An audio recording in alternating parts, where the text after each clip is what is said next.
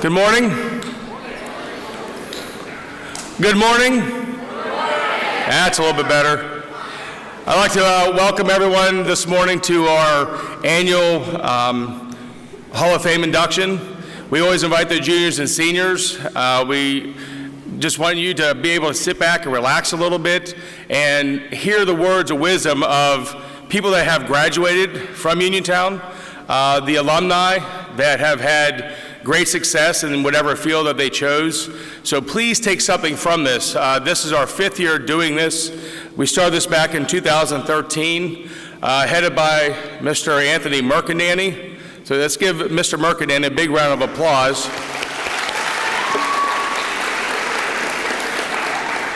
As we say, he's a kind guy, but he's a pit bull right about this time because he's the one that makes this thing happen. He does have a lot of help. Just to kind of give you a background, we started this because Uniontown Area School District has a great history in the arts, the academics, and also the athletics. And there are a lot of teams, those of you that have had PE, which all of you should have, you go down the gym and you see the amount of success that we've had over the years in athletics. So we try to we formulate committees.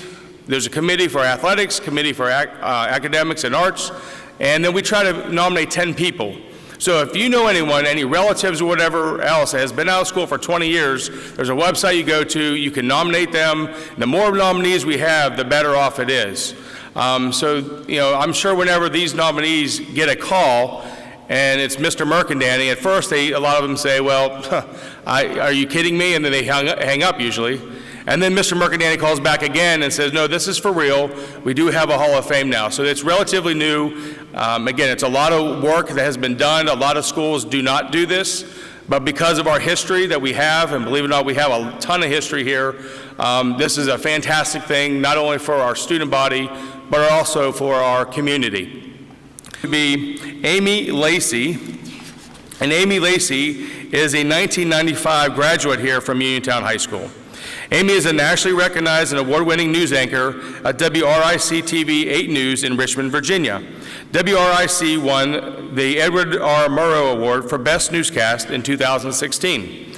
Amy's awards include the 2011 and 2013 Best News Anchor in Virginia, the 2014 Virginia and West Virginia 2014 Best News Anchor of the Year, and in both 2016 and 17 has received the prestigious RTDNA Award for Excellence in Reporting.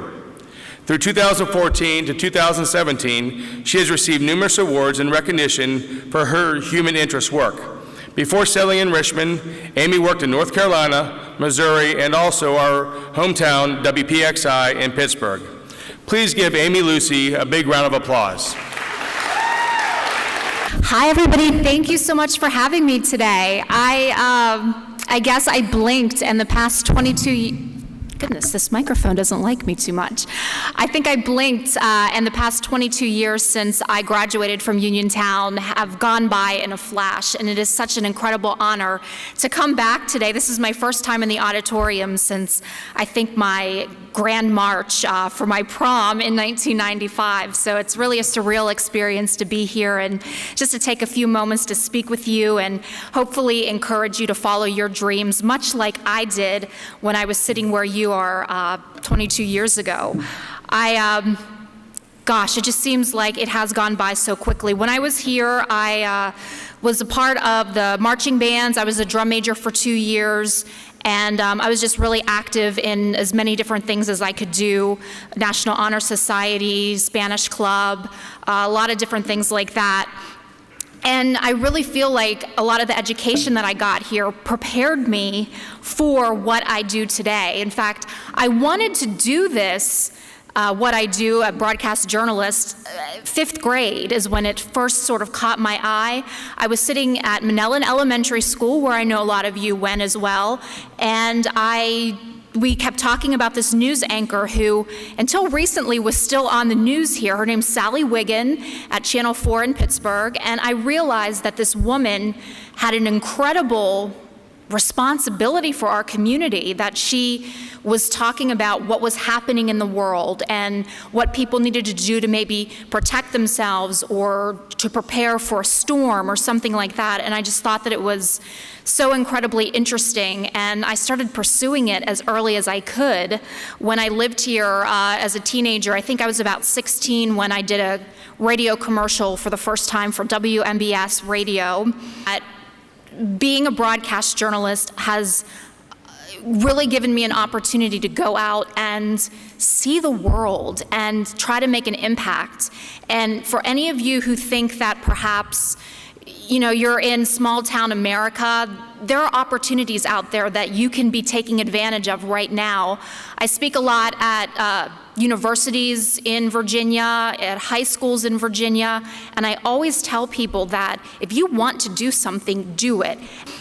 I know there are other speakers today, but I want to just leave you with the message that don't ever think anything is impossible, because I was you 22 years ago, 25 years ago. I was sitting in this auditorium listening to speakers just like this talking to me, and if you have a little bit of passion, you can take it very, very far. And I just thank you for having me here today, and I'm very, very excited for you and your opportunities down the road, because they are coming and your life is going to be hopefully as exciting as mine has been too. So thank you for having me here today, and I really appreciate it.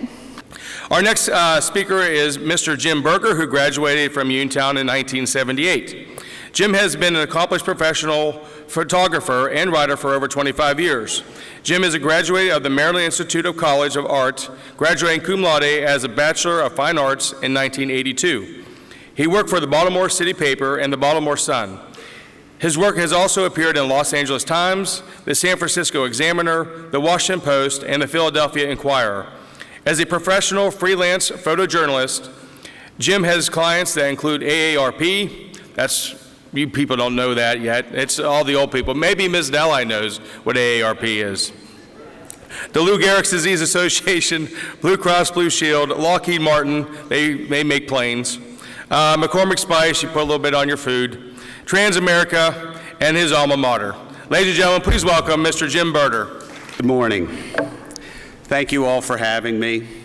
I just wanted to say a few things about my career, what went on with me. I moved to Baltimore on May 31st, 1978. And the reason I know that is when I look at my diploma, it said May 30th, 1978. I had had my fill of Uniontown, Pennsylvania, and I just wanted to leave. My father owned a bar up here on Morgantown Street. That was one career that I could follow, was working for my father. I could work for the Vesta No. 5 mine. I did that for one day, didn't want to do that. But I was the best artist in this high school. The best advice I can give you, keep your eye on the ball now. Your senior year really, really matters. You're going to find something that you want to do, find your passion, and follow it. That's what I did, and it has paid off in spades. I'm 56 years old, man. Look at me. I'm still dressing like a grad student. I don't work for anybody who I don't want to work for at this point in my life. I don't do anything that I don't want to do. I don't spend the money that I earn. Find out what you want to do. Really think about it. This matters. 8th grade didn't matter. This matters right now. And things will fall into place if you follow your passion right now and the next year or so to come. Our next inductee represents the athletics. His name is Alan Curry. Also being inducted from the class in 1963, Curry was a starter on 2 Red Raider basketball squads that posted a record of 51-3 and captured 1 state title in 1962. Curry also ran track and cross country for the Red Raiders. He went to a solid program in college at Steubenville. The Barons, under John Bear, were NAIA and then Division II power at that time. I know Mr. Curry is very surprised and very honored to be part of the 2017 Hall of Fame class of Uniontown High School. Ladies and gentlemen, please welcome Mr. Alan Curry. Good morning. I'm going to be the Grim Reaper. And the reason I say that is because one of my students' spouse called me up one time and said, "Is this the Grim Reaper?" And the reason she called me and told me that is that her husband was applying for a position, and he had a 4.0 GPA, very smart. But when I talked to him and coached him, I said, "What else have you done besides study?" I said, "Because companies are not going to hire you unless you can meet people and do other things, communicate effectively to make their companies great." My career, right now, I'm currently the Director of Diversity Initiatives for the Kelley School of Business, which is one of the top business schools in the country. Our undergrad program is ranked in the top 5 in the country, and our MBA program is in the top 30. In 1963, I was given a scholarship to West Virginia University for pharmacy, and I would have been the first African American to play in the Southern Conference. But my parents didn't want me to do it. They said, "You don't need that, you just need to go to school." So then I turned that down, and I ended up at the College of Steubenville, where I played for 4 years. Get an education. You're the most important people in this country right now. And it's going to take a good education to get a minimal job.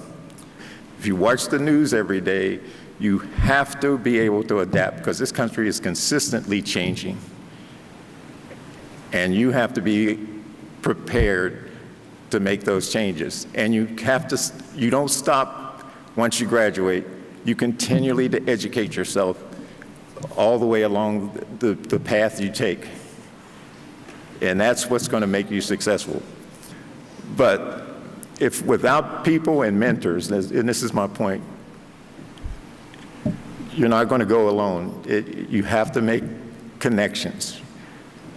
Just like the gentleman before me said, we're here, we're your role models, we're your mentors.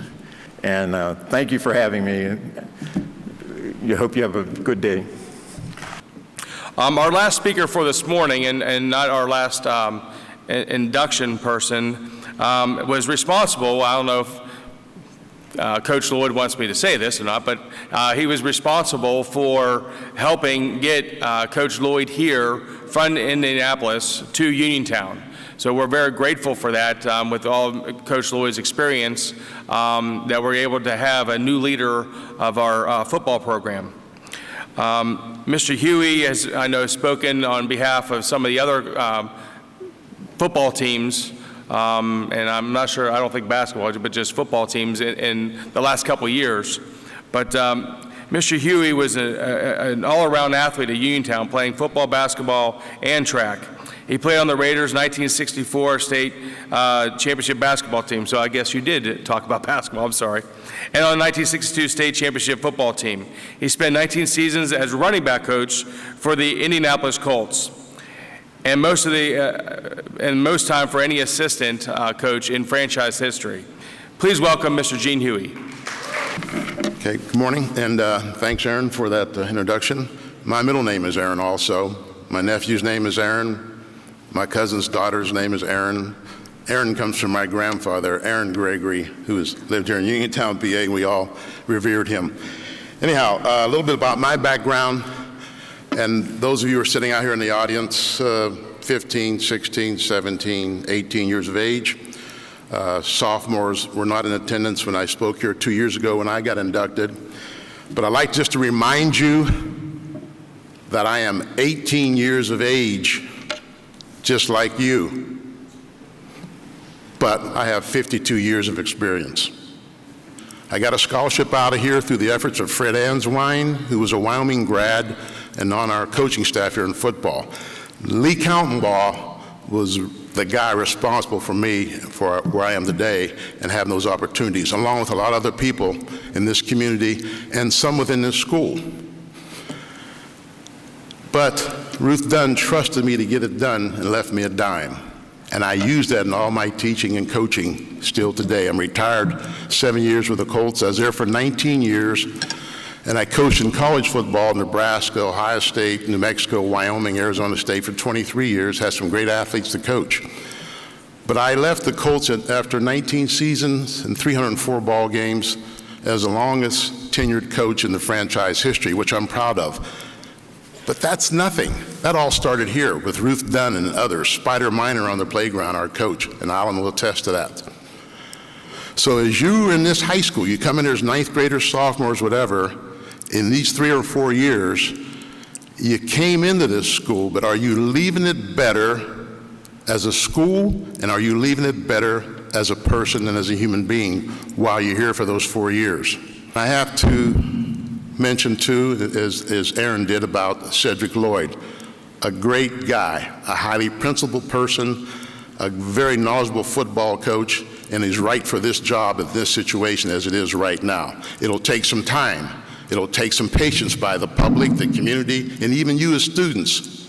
But this is the right man for this job and for this school. And I met him in 1998 when I was coaching football at the Colts under Tony Dungy, who all of you heard about, I would assume. I was with 5 head football coaches at the Colts. I ended up being the longest tenured coach in the franchise history and remained so with 304 ball games. I'm very proud of those accomplishments, but nothing makes me more prouder than having come and been of Uniontown, PA. Everybody has a story, but you have to take time to stop and engage, take the earbuds out of your head, stay off the texting a little bit, and engage, because every one of you sitting in this audience has a story. On that elevator with that young girl and her grandmother, I looked at the young girl and she just had that long face. And we started talking. I said, "Where are you from?" And the grandmother said, "She's from Bloomington, Indiana, where Allen and University of IU is." And my daughter went to school 45 miles south of Indianapolis, where I live and reside today for 23 years. I said, I coach football with the Colts. Do you like the Colts? I was trying to lift her spirits a little bit. She says, "Yes." She says, "I love the Colts." I said, "Well, I was on 2 Super Bowl teams. We won one against the Bears and lost one against the New Orleans Saints." I said, "Here, I have my Super Bowl ring." I took it out of my pocket. I said, "Would you like to put this on and take a picture of it?" And she says, "Oh yeah," she lit up. She's all excited. She put it on. End of story. Everybody has a story, and thank you for listening to mine.